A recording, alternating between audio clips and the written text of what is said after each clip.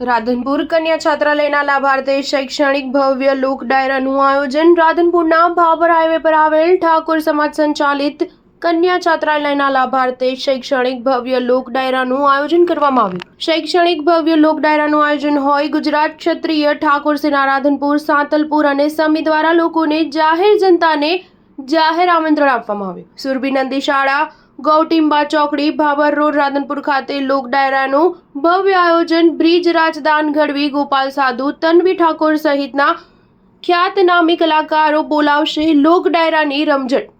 શૈક્ષણિક કાર્યને ધપાવતા શૈક્ષણિક લોક ડાયરાને સંઘ દક્ષિણ ગાંધીનગરના ધારાસભ્ય અલ્પેશ ઠાકોરના અધ્યક્ષ સ્થાને કન્યા છાત્રાલયના લાભાર્થે ભવ્ય લોક ડાયરાનું આયોજન રાધનપુરના ધારાસભ્ય લવંગજી ઠાકોર સહિત રાજકીય આગેવાનોની પ્રેરક યોજાશે ભવ્ય શૈક્ષણિક લોક ડાયરો।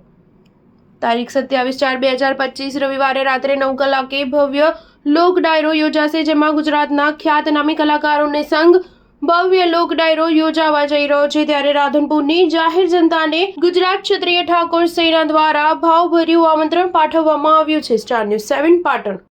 રાધનપુર મુકામે રાધનપુર, સાંતલપુર અને સમી તાલુકા ઠાકોર સેનાના તમામ હોદ્દેદારોની એક મિટિંગનું આયોજન કરવામાં આવ્યું હતું।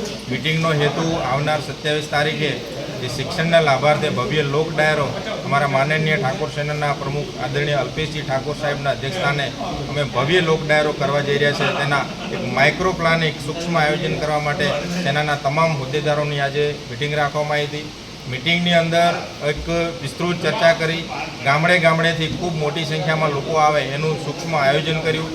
અમારા આયોજન પ્રમાણે દરેક ગામમાંથી 200 લોકો આવે, સાથે સાથે કન્યા છાત્રાલયના લાભાર્થે જે ડાયરો થવા જઈ રહ્યો છે એની અંદર નાનું મોટું દાન કરવાની તૈયારી સાથે આવે અને દરેક હોદ્દેદારને દરેક ગામમાંથી વધારેમાં વધારે સંખ્યા લાવવા માટેનું આજે આયોજન કર્યું।